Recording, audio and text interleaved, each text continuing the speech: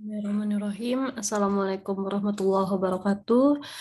Baiklah, selamat siang kepada mahasiswa semua. Kita lanjutkan lagi untuk perkuliahan pemasaran sosial pada kali ini. Kita akan mempelajari mengenai Mondev di social marketing.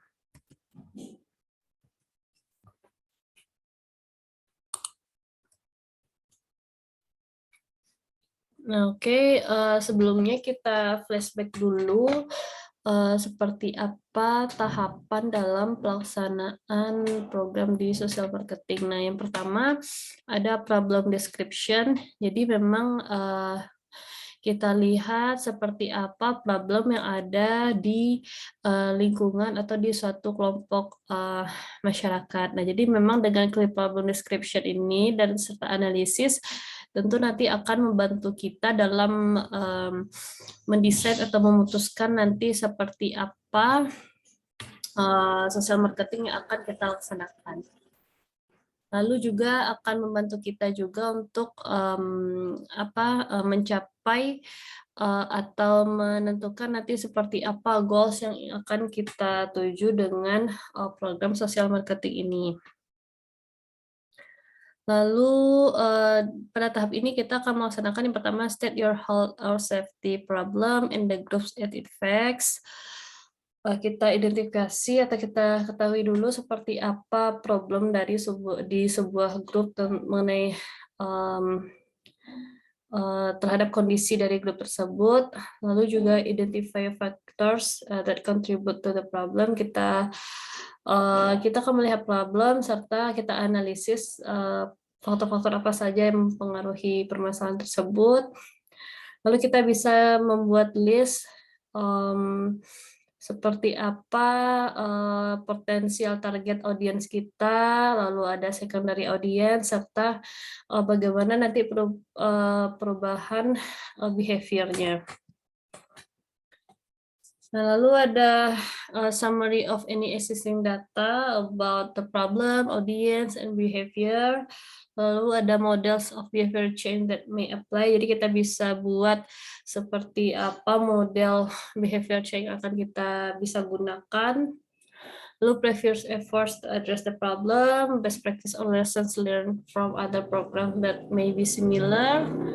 Lalu kita bisa list strategi tim dan nanti bagaimana keputusan yang akan dibuat. Lalu kita analisa dengan SWOT, strengths, weakness, opportunities, and threats analysis. Setelah itu kita lakukan formative research. Jadi bisa kita lihat also called formative assessment, bisa dari market research, seperti apa, consumer research, or audience research. Nah, jadi bisa membantu mengembangkan program kita, nanti bisa kita pilih atau describe target audience kita, lalu bisa memahami faktor mana nanti yang akan berpengaruh terhadap perilaku mereka, serta mendetermine best way to reach them. Jadi bisa kita putuskan nanti seperti apa cara yang bisa kita kita jangkau untuk audiens kita ini. Lalu untuk audiensnya ada primary target sama secondary target. Jadi kalau primary ini biasanya yang disebut dengan target audience yaitu grup dari sebuah group of individual whose behavior needs to change to positively impact the problem. Lalu mereka juga bisa langsung terpapar atau mengalami dampak langsung dari problem yang mereka hadapi. Nah, lalu juga yang bisa juga untuk membuat suatu kebijakan atau perubahan dari sisi lingkungan. Lalu juga ada secondary audience, yaitu grup dari individu-individu yang exert influence of the primary target audience behavior. Jadi mereka mendapatkan paparan atau dampak dari target primary tadi. Lalu kita lihat dulu audience orientation. Nah, ini sekilas saja ya. Kita flashback lagi. Jadi bagaimana target audience-nya, bagaimana knowledge mereka, beliefs and does, lalu juga bisa programnya design to fulfill the audience needs and wants. Nah, jadi ini contohnya. Misalnya ini program perencanaan yang dibuat untuk mengintervensi wanita muda untuk meningkatkan physical activities mereka dan healthy eating habits. Nah, jadi nanti mereka bisa, they originally thought that their target audience would find personalized phone calls motivating and plan to incorporate them into intervention. Lalu target audience respond that they want about in the focus group. Lalu kita tetapkan audience segmentation. Nah, ini audience segmentation is the process of dividing a broad target audience into more homogeneous subgroups called audience segment. Jadi kita memisahkan atau lebih menspesifikkan kelompok-kelompok audience yang ingin kita sasar. Nah, importance yang perlu diingat adalah yang pertama, to do more with limited resources, can use the programming, communication channel, and messages that are most relevant to your segment. Jadi memang harus diperhatikan seperti apa sumber yang digunakan, lalu untuk membuat satu program, channel komunikasinya seperti apa dari demografi dan behavior-nya. Nah, ini bisa dibaca untuk contohnya. Lalu ada behavior, jadi program's goals should be designed to influence behavior instead of only increasing knowledge or awareness of problem. Jadi memang yang lebih bisa mempengaruhi perilaku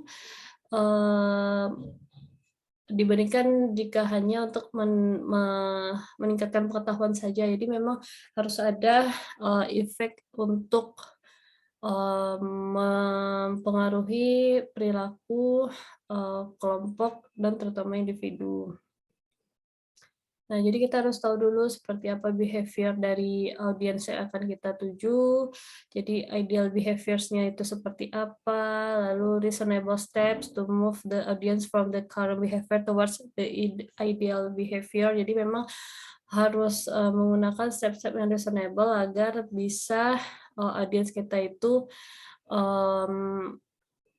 mau atau mau diajak untuk berubah ke ideal behavior. Jadi memang lalu yang selanjutnya itu what determines their behavior.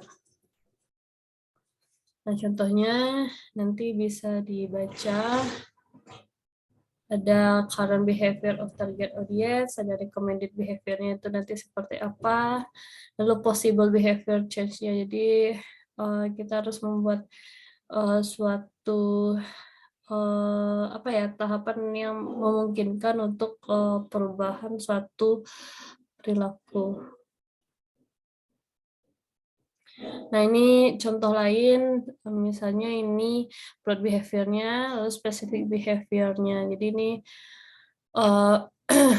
misalnya untuk makan buah dan sayur. Jadi specific behavior yang pertama itu kita pilih dulu buah atau sayur yang ada misalnya di vending machine. Lalu bisa memakan buah dan sayur itu sebagai midday snack. Lalu bisa purchase fresh vegetable from local farmers market. Jadi memang reasonable steps yang bisa dilakukan. Lalu ada strategi development. Jadi di sini dituntut untuk yang pertama itu be kreatif. Jadi kalau adanya kreativitas bisa menarik bagi audiens kita. Lalu consider policy and environment level change when appropriate. Jadi memang nanti kalau memang dibutuhkan, memang kita harus melihat dulu policy and environment level change-nya seperti apa. Lalu keep your audience perspective.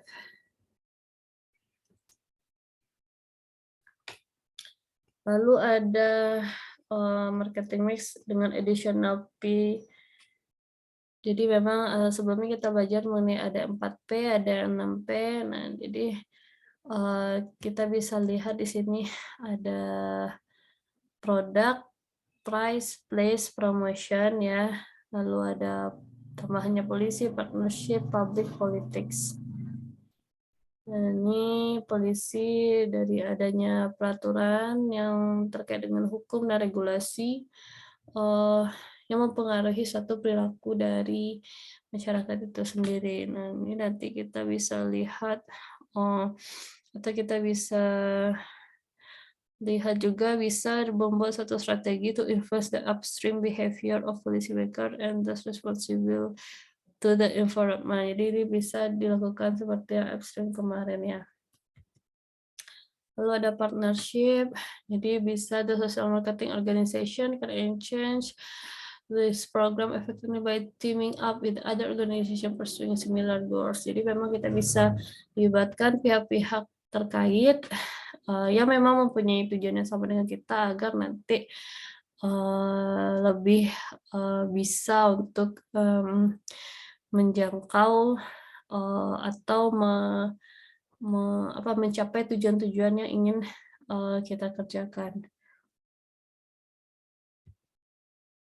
Lalu ada politics, religious leaders and organization, village heads or community leaders, permission granting groups, trigger social change faster. Jadi kita melakukan pendekatan-pendekatan dengan orang-orang yang dianggap mempunyai pengaruh. Lalu ada intervention design. Jadi pada tahap ini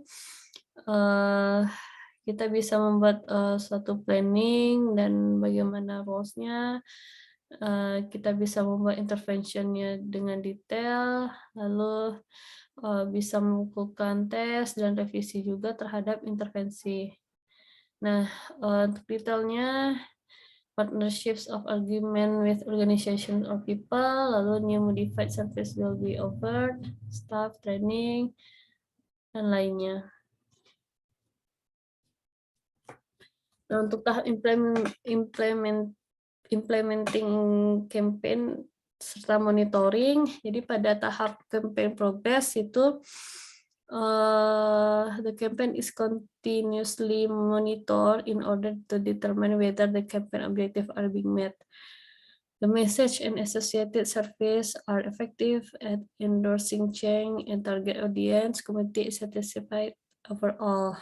Nah, jadi memang pada tahap ini kita melakukan campaign secara continue ya, secara continuous monitor. Jadi selama pelaksanaan campaign juga sekaligus juga kita bisa melihat, kita bisa memonitoring seperti apa nanti campaign yang kita lakukan, apakah bisa efektif dalam membuat satu perubahan pada target audience kita. Nah, if the goals of the campaign are not being met or the target audience is not engaged, adjustment should be made. Jadi memang nanti jika pada tahap implementasi ini setelah kita sekaligus dengan tahap monitoring ini jika tidak bertemu antara tujuan kita dengan target audience, tidak ada keselarasan atau tidak saling mengikat mereka, jadi memang kita perlu melakukan adjustment atau kita lakukan perbaikan lagi, kita lihat lagi seperti apa nanti campaign yang bisa kita lakukan untuk lebih baiknya.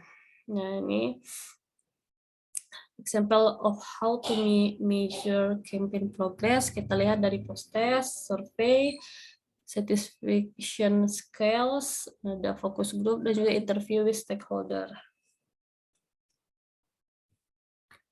Lalu ada monitoring efficiency of organization. The organization responsible for the campaign is monitored through the campaign lifespan.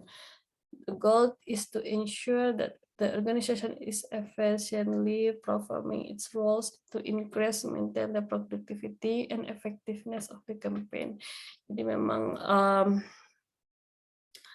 organisasi atau pihak penyelenggara bertanggung jawab ya untuk memonitoring campaign ini seperti apa, dan nanti pada tujuan akhirnya untuk melihat apakah efisien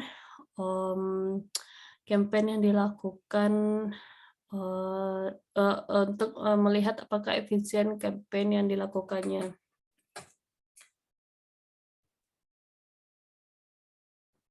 Nah, untuk memonitornya juga sama, kita perlu ada focus group, survei, satisfaction scale, serta interview dengan stakeholder.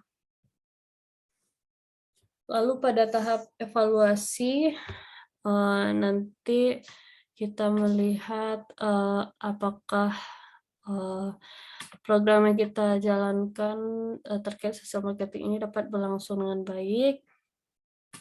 Nah, jadi memang the right things right. Jadi enough of the right things make a difference outcomes. Nah, jadi memang ketika kita sudah melakukan hal yang benar, nanti akan ada perubahan pada outcomes-nya. Nah, pada fase ini yang pertama determine which program component should be monitored and evaluated. Jadi memang pada tahap ini kita bisa melakukan atau kita bisa lihat program komponen mana yang perlu kita monitor atau evaluasi. Lalu decide how to gather the information, lalu kita analisis dan report datanya. Evaluasi activities ini yang pertama itu harus useful, jadi responsive to stakeholder information needs, feasible given time, resources, and available expertise. Lalu accurate enough to inform the kinds of decisions to be made, dan proper atau etik. Jadi jangan lupa melihat proper atau etikalnya seperti apa.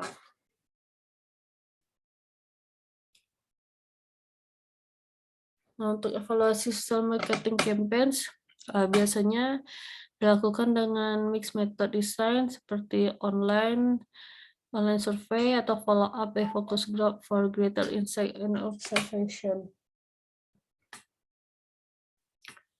Nah, stage-nya yang pertama kita bisa formative research. Jadi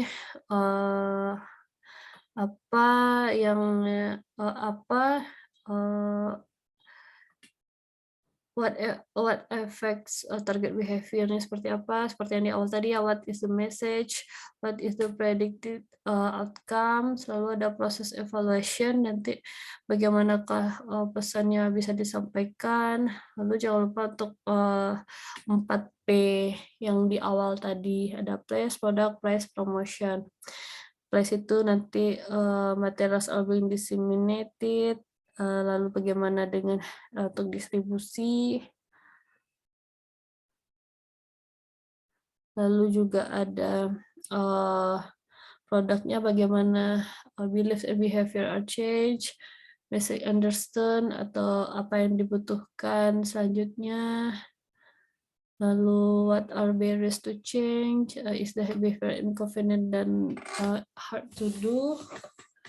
Lalu ada dari sisi promotionnya, bagaimana aware is the audience, expected outcomes, what is the demand for materials, program or message, lalu diffusion in the message to the other audience.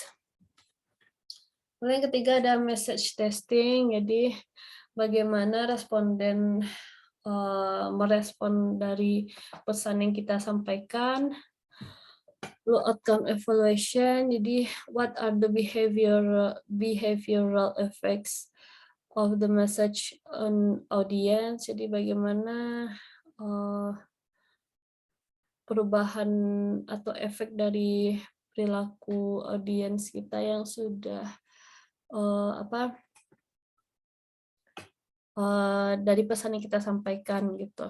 Lalu impact evaluation, ini bagaimana long term efeknya of the message on health promotion and disease prevention. Jadi impact evaluation ini bagaimana nanti long termnya ya dari efek outcome yang kita buat, nanti long termnya itu seperti apa. Nah, mungkin sekian untuk pertemuan hari ini mengenai Monef pada sosial marketing, bahwa intinya memang kalau untuk Monef untuk monitoring bisa kita monitor sejalan dengan tahap implementasi, sedangkan nanti evaluasi dari keseluruhan step kita bisa lihat dari formative research, dari proses evaluasi bisa hasil testing, outcome evaluation, dan impact evaluation ini nanti seperti apa. Nah, oke, untuk tugas, jadi pada pertemuan minggu terakhir nanti saudara akan mempresentasikan, nanti saudara membuat sebuah project social marketing, di mana saudara semua akan membentuk 2 kelompok.